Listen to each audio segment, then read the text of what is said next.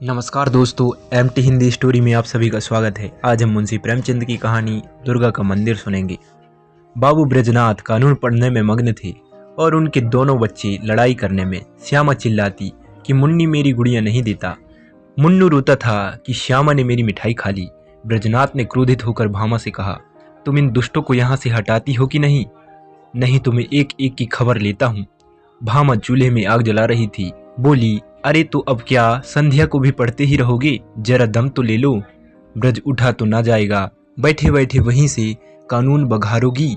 अभी एक आध को पटक दूंगा तो वहीं से गजरती हुई आओगी कि हाय हाय बच्चे को मार डाला। भामा, तो मैं कुछ बैठी या सोई तो नहीं हूँ। जरा एक घड़ी तुम ही लड़कों को बहलाओगे तो क्या होगा? कुछ मैंने ही तो उनकी नौकरी नहीं लिखाई। ब्रजनाथ से कोई जवाब ना देते बन पड़ा। क्रोध पानी के समान बहाव का मार्ग ना पाकर और भी प्रबल हो जाता है। यद्यपि ब्रजनाथ नैतिक सिद्धांतों के ज्ञाता थे, पर उनके पालन में इस समय कुशल ना दिखाई देती थी। मुद्दई और मुद्दालेह दोनों को एक ही लाठी हाँका और दोनों को रोते चिल्लाते छोड़ कानून का ग्रंथ बगल में दबाया कॉलेज पार्क की राह ली। सावन का महीना था। आज कई दिनों के बाद बादल हटे थे। हरे भरे वृक्ष सुनहरी चादर ओढ़े खड़े थे। मृदु समीर सावन का राग गाता था और बगुले डालियों पर बैठे हिडोले झूल रहे थे। ब्रजनाथ एक बेंच पर आ बैठे और किताब खोली, लेकिन इस ग्रंथ की अपेक्षा प्राकृतिक ग्रंथ का अवलोकन अधिक चित्ताकर्षक था।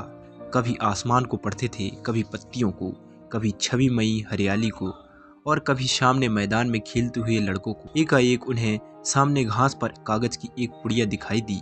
माया ने जिज्ञासा की आड़ में, चलो देखें इसमें क्या है।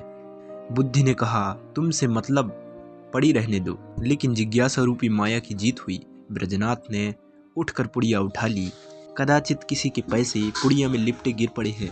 खोलकर देखा, सवारेन थे। गिना, पूरे 8 निकले। कुतूहल की सीमा ना रही। ब्रजनाथ की छाती धड़कने लगी।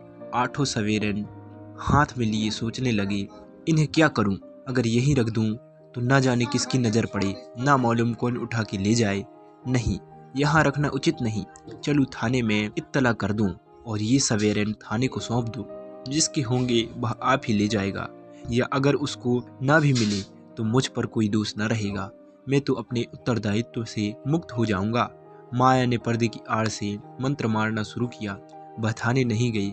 सोचा चलूं भामा से एक दिल लगी करूं। भोजन तैयार होगा, कल इत्मीनान से थाना जाऊंगा। भामा ने सवेरन देखे तो हृदय में एक गुदगुदी सी हुई। पूछा, किसकी है? ब्रज मेरी। भामा, चलो कहीं हो ना, ब्रज पड़ी मिली है। भामा, झूठ बात, ऐसे ही भाग्य की बली हो तो सच बताओ कहाँ मिली, किसकी है? ब्रज, सच कहता हूँ, पड़ी मिली है। भामा, मेरी कसम। ब्रज, तुम्हारी कसम। भामा गिन्नियों को पति के हाथ से छीनने की चेष्टा करने लगी। ब्रजनाथ ने कहा, क्यों छीनती हो? भामा, लाओ मैं अपने पास रख लूं। ब्रज, रहने दो, मैं इसकी तला करने थाने जाता हूँ। भामा का मुख मालिन हो गया। बोली, पड़े हुए धन की क्या इत्तला करना? ब्रज, हाँ और क्या, इन 8 गिल्लियों के लिए ईमान बिगाड़ूंगा? भामा, अच्छा तो सवेरे चले जाना, इस समय जाओगे तो आने में देर होगी। ब्रजनाथ ने भी सोचा, यही अच्छा। थाने वाली रात को तो कोई कार्यवाही करेंगे नहीं। जब असरफियों को पड़ा ही रहना है, तब जैसे थाना वैसा मेरा घर। गिन्नियाँ संदूक में रख दी। खा पी कर लेटे तो भामा ने हंसकर कहा, आया धन क्यों छोड़ते हो? लाओ मैं अपने लिए एक गुलूबंद बनवा लूं। बहुत दिनों से जी तरस रहा है। माया ने इस समय हास्य का रूप धारण किया। ब्रजनाथ ने तिरस्कार करके कहा, गुलूबंद की लालसा में गले में फांसी लगवाना चाहती हो क्या? प्रातःकाल ब्रजनाथ थाने के लिए तैयार हुए। कानून का एक लेक्चर छूट जाएगा, कोई हर्ज नहीं। वह इलाहाबाद की हाई कोर्ट में अनुवादक थे। नौकरी में उन्नति की आशा न देखकर साल भर से वकालत की तैयारी में मग्न थे। लेकिन अभी कपड़े पहन ही रहे थे कि उनके एक मित्र मुंशी गोरीलाल आकर बैठ गए और अपनी पारिवारिक दुश्चिंताओं की राम कहानी सुनाकर अत्यंत विनीत भाव से बोले, भाई साहब, इस समय में इन झंझटों में ऐसे फंस गया हूँ कि बुद्धि कुछ काम नहीं करती। तुम बड़े आदमी हो, इस समय कुछ सहायता करो। ज्यादा नहीं, 30 रुपये दे दो, किसी न किसी तरह काम चला लूंगा। आज 30 तारीख है, कल शाम को तुम्हें रुपये मिल जाएंगे। ब्रजनाथ बड़े आदमी तो ना थे, किंतु बड़प्पन की हवा बांध रखी थी। यह मिथ्याभिमान उसके स्वभाव की एक दुर्लभता थी। केवल अपने वैभव का प्रभाव डालने के लिए ही वह बहुधा मित्रों की छोटी छोटी आवश्यकताओं पर अपनी वास्तविक आवश्यकताओं को निछावर कर दिया करते थे, लेकिन भामा को इस विषय में उनसे सहानुभूति न थी। इसलिए जब ब्रजनाथ पर इस प्रकार का संकट आ पड़ता था, तब थोड़ी देर के लिए उनकी पारिवारिक शांति अवश्य नष्ट हो जाती थी। उनमें इनकार करने टालने की हिम्मत न थी। वह सकुचाती हुई भामा के पास गई और बोली, तुम्हारे पास 30 रुपये तो ना होंगे, मुंशी गोरीलाल मांग रहे हैं। भामा ने रुखाई से कहा, मेरे पास तो रुपये नहीं। ब्रज, होंगे तो जरूर बहाना करती हो। भामा, अच्छा बहाना ही सही। ब्रज, तो मैं उनसे क्या कह दूं? भामा, कह दो घर में रुपये नहीं हैं। तुमसे न कहते बने तो मैं पर्दे की आड़ में कह दूं। ब्रज, कहने को तो मैं कह दूं, लेकिन उन्हें विश्वास न आएगा, समझेंगे बहाना कर रहे हैं। भामा, समझेंगे तो समझा करें। ब्रज, मुझसे ऐसी बेमुरावत नहीं हो सकती। रात दिन का साथ ठहरा, कैसे इनकार करूं? भामा, अच्छा तो जो मन में आवे सो करो। मैं एक बार कह चुकी, मेरे पास रुपये नहीं। ब्रजनाथ मन में बहुत खिन्न हुए। उन्हें विश्वास था कि भामा के पास रुपये हैं, लेकिन केवल मुझे लज्जित करने के लिए इनकार कर रही है। दुराग्रह ने संकल्प को दृढ़ कर दिया। संदूक से 2 गिन्नियाँ निकाली और गोरीलाल को देकर बोले, भाई कल शाम को कचहरी से आते ही रुपये दे जाना, ये एक आदमी की अमानत है। मैं इसी समय देने जा रहा था। यदि कल रुपये न पहुँचे तो मुझे बहुत लज्जित होना पड़ेगा, कहीं मुख दिखाने योग्य न रहूँगा। गोरीलाल ने मन में कहा, अमानत स्त्री के सिवा और किसकी होगी, और गिन्नियाँ जेब में रखकर घर की राह ली। आज पहली तारीख की संध्या है। ब्रजनाथ दरवाजे पर बैठे गोरीलाल का इंतजार कर रहे हैं। 5 बज गए, गोरीलाल अभी तक नहीं आए। ब्रजनाथ की आंखें रास्ते की तरफ लगी हुई थी। हाथ में एक पत्र था, लेकिन पढ़ने में जी नहीं लगता था। हर तीसरे मिनट रास्ते की ओर देखने लगते थे, लेकिन सोचते थे आज वेतन मिलने का दिन है, इसी कारण आने में देर हो रही है। आते ही होंगे। 6 बज गए, गोरीलाल का पता नहीं।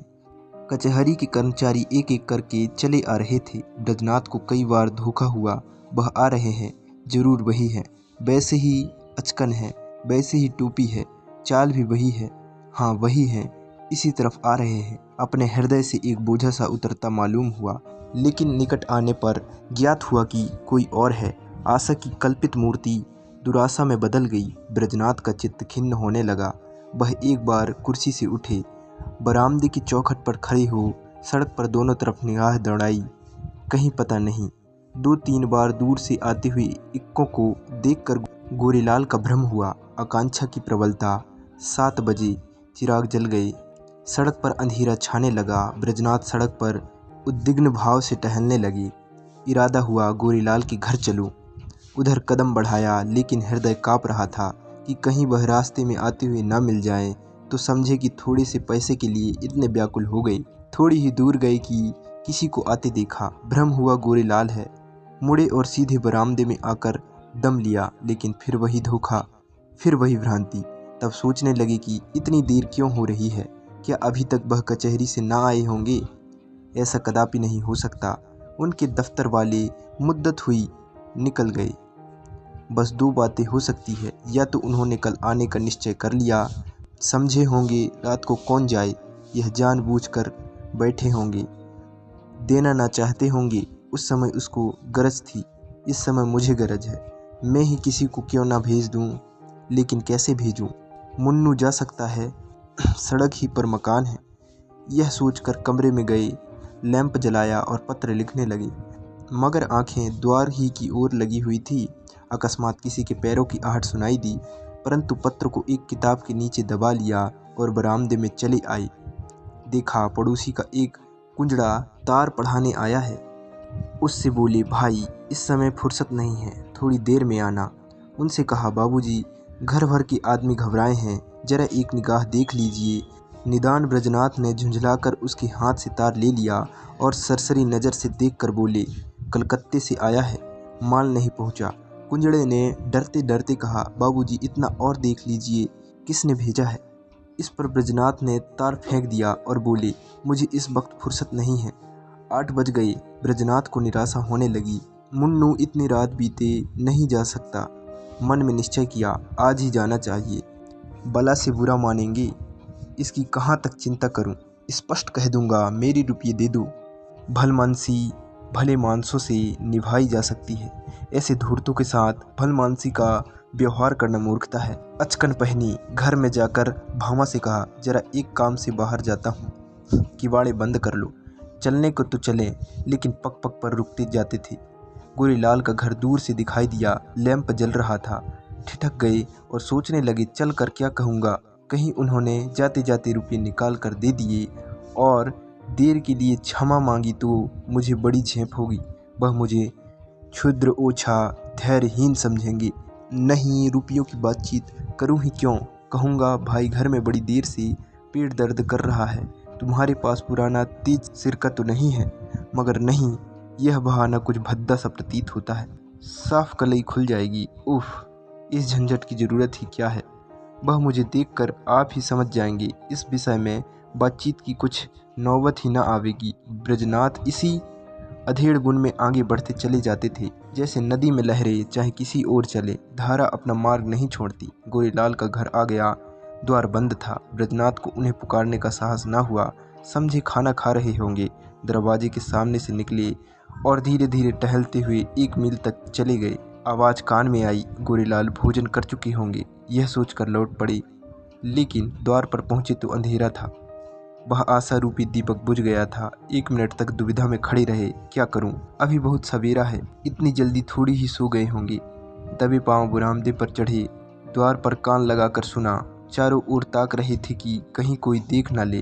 कुछ बातचीत की भनक कान में पड़ी। ध्यान से सुना। स्त्री कह रही थी, रुपये तो सब उठ गए, ब्रजनाथ को कहाँ से दोगे। गोरीलाल ने उत्तर दिया, ऐसी कौन सी उतावली है, फिर दे देंगे। कौन दरख्वास्त दे दी है, कल मंजूर हो ही जाएगी। 3 महीने के बाद लौटेंगे, तब देखा जाएगा। ब्रजनाथ को ऐसा जान पड़ा मानो मुंह पर किसी ने तमाचा मार दिया। क्रोध और नैराश्य से भरे हुए मरामदे से उतर आए। घर चले तो सीधे कदम न पड़ते थे, जैसे कोई दिन भर का थका मांदा पथिक हो। ब्रजनाथ रात भर करवटें बदलते रहे। कभी गोरीलाल की धूर्तता पर क्रोध आता था, कभी अपनी सरलता पर। मालूम नहीं किस गरीब के रुपये हैं, उस पर क्या बीती होगी। लेकिन अब क्रोध या खेद से क्या लाभ। सोचने लगे, रुपये कहाँ से आवेंगे। भामा पहले ही इनकार कर चुकी है। वेतन में इतनी गुंजाइश नहीं। 10-5 रुपये की बात होती तो कतर विरोध करता। तो क्या करूं, किसी से उधार लूं, मगर मुझे कौन देगा। आज तक किसी से मांगने का संयोग नहीं पड़ा, और अपना कोई ऐसा मित्र है भी तो नहीं। जो लोग हैं मुझी को सताया करते हैं, मुझे क्या देंगे। हाँ, यदि कुछ दिन कानून छोड़कर अनुवाद करने में परिश्रम करूं तो रुपये मिल सकते हैं। कम से कम 1 मास का कठिन परिश्रम है। सस्ते अनुवादकों की मारी दर भी तो गिर गई है। हाँ निर्दयी, तूने बड़ी दगा की, ना जाने किस जन्म का बैर चुकाया, कहीं का ना रखा। दूसरे दिन से ब्रजनाथ को रुपये की धुन सवार हुई। सवेरे कानून के लेक्चर में सम्मिलित होते, संध्या को कचहरी से तजबीजों का पुलंदा घर लाते और आधी रात तक बैठे अनुवाद किया करते। सिर उठाने की मोहलत न मिलती। कभी 1-2 भी बज जाते। जब मस्तिष्क बिल्कुल शिथिल हो जाता, तब बेबस होकर चारपाई पर पड़ रहते। लेकिन इतने परिश्रम का अभ्यास न होने के कारण कभी कभी सिर में दर्द होने लगता, कभी पाचन क्रिया में विघ्न पड़ जाता, कभी ज्वर चढ़ा आता। तिस पर भी वह मशीन की तरह काम में लगे रहते। भामा कभी कभी झुंझला कर कहती, अजी लेट भी रहो, बड़े धर्मात्मा बने हो। तुम्हारे जैसे 10-5 आदमी और होते तो संसार का काम ही बंद हो जाता। ब्रजनाथ इस बाधाकारी व्यंग का उत्तर ना देते। दिन निकलते ही फिर वही चरखा ले बैठते। यहाँ तक कि 3 सप्ताह बीत गए और 25 रुपये हाथ आ गए। ब्रजनाथ सोचते थे 2-3 दिन में बेड़ा पार है, लेकिन 21वें दिन उन्हें प्रचंड ज्वर चढ़ आया और 3 दिन तक न उतरा। छुट्टी लेनी पड़ी। शय्यासेवी बन गए। भादों का महीना था। भामा ने समझा पित्त का प्रकोप है, लेकिन जब 1 सप्ताह तक डॉक्टर की औषधि सेवन करने पर भी ज्वर न उतरा, तब घबराई। ब्रजनाथ प्रायः ज्वर में बकबक भी करने लगते। भामा सुनकर डर के मारे कमरे में से भाग जाती, बच्चों को पकड़कर दूसरे कमरे में बंद कर देती। अब उसे शंका होने लगती थी कि कहीं यह कष्ट उन्हीं रुपयों के कारण तो नहीं भोगना पड़ रहा है। कौन जाने रुपये वाले ने कुछ कर धर दिया हो। जरूर यही बात है, नहीं तो औषधि से लाभ क्यों नहीं होता। संकट पड़ने पर हम धर्म भीरू हो जाते हैं। औषधि से निराश होकर देवताओं की शरण लेते हैं। भामा ने भी देवताओं की शरण ली।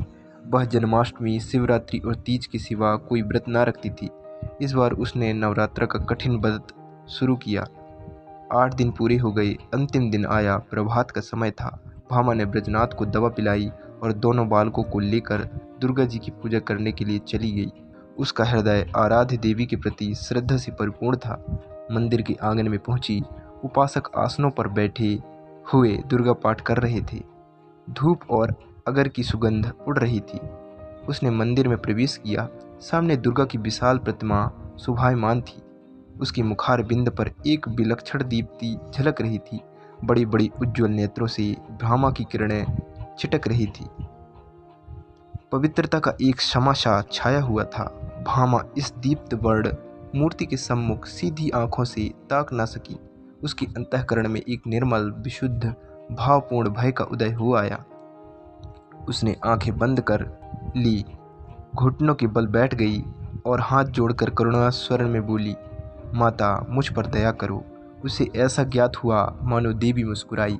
उसने उन दिव्य नेत्रों से एक ज्योति सी निकलकर अपने हृदय में आती हुई मालूम हुई।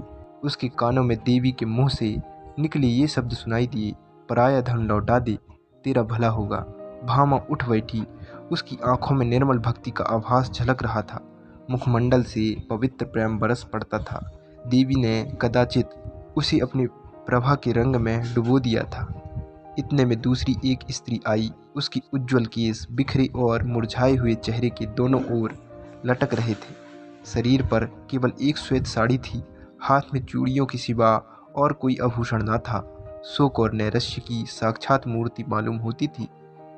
उसने भी देवी के सामने सिर झुकाया और दोनों हाथों से आंचल फैलाकर बोली, देवी, जिसने मेरा धन लिया है उसका सर्वनाश करो।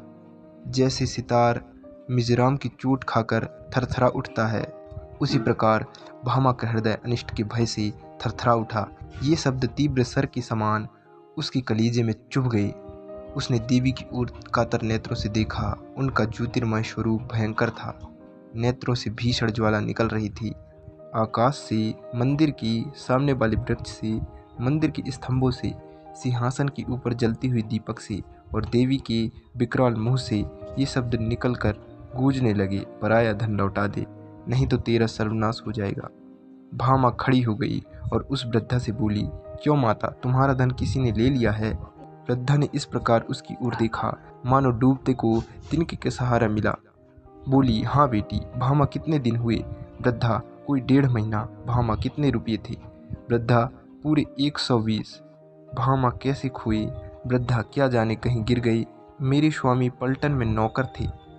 आज कई बरस हुए वह परलोक सिधारे। अब मुझे सरकार से 60 रुपये साल पेंशन मिलती है। अब की 2 साल की पेंशन एक साथ ही मिली थी। खजाने से रुपये लेकर आ रही थी, मालूम नहीं कब और कहाँ गिर पड़े। 8 गिन्नियाँ थी। भामा, अगर भी तुम्हें मिल जाए तो क्या दोगी? वृद्धा, अधिक नहीं, उसमें से 50 रुपये दे दूंगी। भामा, रुपये क्या होंगे, कोई उससे अच्छी चीज़ दो। वृद्धा, बेटी, और क्या दूं? जब तक जीऊंगी तुम्हारा यश गाऊंगी। भामा, नहीं, इसकी मुझे आवश्यकता नहीं। वृद्धा, बेटी, इसके सिवा मेरे पास क्या है? भामा, मुझे आशीर्वाद दो, मेरे पति बीमार हैं, वह अच्छे हो जाएं। वृद्धा, क्या उन्हीं को रुपये मिले हैं? भामा, हाँ, वह उसी दिन से तुम्हें खोज रहे हैं। वृद्धा घुटनों के बल बैठ गई और आंचल फैलाकर कंपित स्वर से बोली, देवी, इनका कल्याण करो। भामा ने फिर देवी की ओर सशंक दृष्टि से देखा। उनके दिव्य रूप पर प्रेम का प्रकाश था। आंखों में दया की आनंददायिनी झलक थी। उस समय भामा के अंतःकरण में वही स्वर्गलोक से यह ध्वनि सुनाई दी, जा तेरा कल्याण होगा। संध्या का समय है। भामा ब्रजनाथ के साथ इक्के पर बैठी तुलसी के घर थाती लौटाने जा रही है। ब्रजनाथ की बड़ी परिश्रम की कमाई तो डॉक्टर की भेंट हो चुकी है, लेकिन भामा ने एक पड़ोसी के हाथ अपने कानों के झुमके बेचकर रुपये जुटाए हैं। जिस समय झुमके बनकर आए थे, भामा बहुत प्रसन्न हुई थी। आज उन्हें बेचकर वह उससे भी अधिक प्रसन्न है। जब ब्रजनाथ ने 8 गिन्नियाँ उसे दिखाई थी, उसके हृदय में एक गुदगुदी सी हुई थी, लेकिन यह हर्ष मुख पर आने का साहस न कर सका था। आज उन गिन्नियों को हाथ से जाते समय उसका हार्दिक आनंद आंखों में चमक रहा है, ओंठों पर नाच रहा है, कपोलों को रंग रहा है और अंगों पर किलोल कर रहा है। वह इंद्रियों का आनंद था, यह आत्मा का आनंद है। वह आनंद लज्जा के भीतर छिपा हुआ था, यह आनंद गर्भ से बाहर निकला पड़ता है। तुलसी का आशीर्वाद सफल हुआ। आज पूरे दिन सप्ताह के बाद ब्रजनाथ तकिए के सहारे बैठे थे। वह बार बार भामा को प्रेमपूर्ण नेत्रों से देखते थे। वह आज उन्हें देवी मालूम होती थी। अब तक उन्होंने उसके बाह्य सौंदर्य की शोभा देखी थी, आज वह उसका आत्मिक सौंदर्य देख रहे हैं। तुलसी का घर एक गली में था। इक्का सड़क पर जाकर ठहर गया। ब्रजनाथ इक्के पर से उतरे और अपनी छड़ी टेकते हुए भामा के हाथों के सहारे तुलसी के घर पहुंचे। तुलसी ने रुपये लिए और दोनों हाथ फैलाकर आशीर्वाद दिया, दुर्गा जी तुम्हारा कल्याण करे। तुलसी का वर्णहीन मुख वैसे ही खिल गया जैसे वर्षा के पीछे वृक्षों की पत्तियां खिल जाती है। सिमटा हुआ अंग फैल गया, गालों की झुर्रियां मिटती देख पड़ी। ऐसा मालूम होता था मानो उसका कायाकल्प हो गया। वहां से आकर ब्रजनाथ अपने द्वार पर बैठे हुए थे कि गोरेलाल आकर बैठ गए। ब्रजनाथ ने मुंह फेर लिया। गोरेलाल बोले, भाई साहब कैसी तबीयत है? ब्रजनाथ, बहुत अच्छी तरह हूँ। गोरेलाल, मुझे क्षमा कीजिए, मुझे इसका बहुत खेद है कि आपके रुपये देने में इतना विलंब हुआ। पहली तारीख ही को घर से एक आवश्यक पत्र आ गया और मैं किसी तरह 3 महीने की छुट्टी लेकर घर भागा। वहाँ की विपत्ति कथा कहूँ तो समाप्त न हो, लेकिन आपकी बीमारी का सुख समाचार सुनकर आज भागत चला आ रहा हूँ। ये लीजिए, रुपये हाजिर है। इस विलंब के लिए अत्यंत लज्जित हूँ। ब्रजनाथ का क्रोध शांत हो गया। विनय में कितनी शक्ति है। बोले, जी हाँ, बीमार तो था लेकिन अब अच्छा हो गया हूँ। आपको मेरे कारण व्यर्थ कष्ट उठाना पड़ा।